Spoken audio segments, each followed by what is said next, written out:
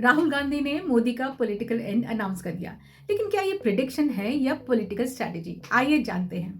तो पहले हुआ क्या? हमारे प्यारे एलओपी राहुल गांधी ने एक पार्टी मीटिंग यानी कांग्रेस की वर्किंग कमेटी में खड़े होकर ये कहा कि नरेंद्र मोदी की सियासी अंत हो चुका है, इनका वक्त खत्म हो गया है और मोदी का शासन आखिरी दौर में है और इनके उत्तराधिकारी की तलाश चल रही है।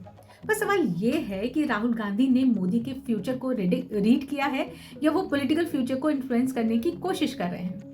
अब इनके स्टेटमेंट को समझने के लिए हमें एक सिंपल पॉलिटिकल साइंस कॉन्सेप्ट को समझना होगा। The politics is not about reality, it is about perception.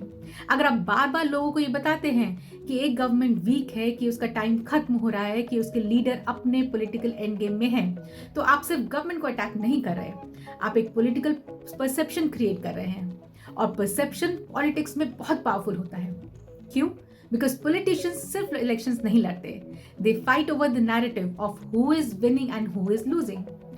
अगर पार्टी कार्डर को लगता है कि सामने वाली गवर्नमेंट अनबीटेबल है, तो एंथुजियाज्म कम हो सकता है। अगर लीडरशिप कहे कि गवर्नमेंट बैकफुट पे है, मोदी का फाइनल फेज शुरू हो गया है, तो कार्डर को एक कंप्लीटली डिफरेंट साइकोलॉजिकल सिग्नल मिलता है, द टाइड कैन टर्न।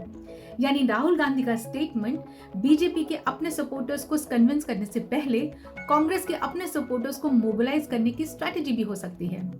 और एक इंटरेस्टिंग पॉइंट, राहुल गांधी कह रहे हैं कि मोदी का सक्सेसर ढूंढा जा रहा है, लेकिन इस स्टेटमेंट का सबसे इंटरेस्टिंग पार्ट ये नहीं है कि सक्सेसर कौन होगा।